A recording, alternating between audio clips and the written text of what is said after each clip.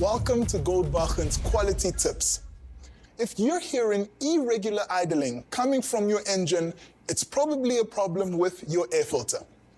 A dirty air filter can result in poor airflow, which can hinder the correct air-to-fuel ratio necessary for ensuring that your car runs smoothly. If too little air is entering your engine as a result of a faulty filter, what remains in the cylinder begins to burn up, which causes the popping sound you're hearing. Unlike many other vehicle parts issues, replacing an air filter is quick and easy. You can stop by your nearest Goldwagen store to find the right filter for your vehicle type. You can replace it yourself or visit a reputable workshop to assist.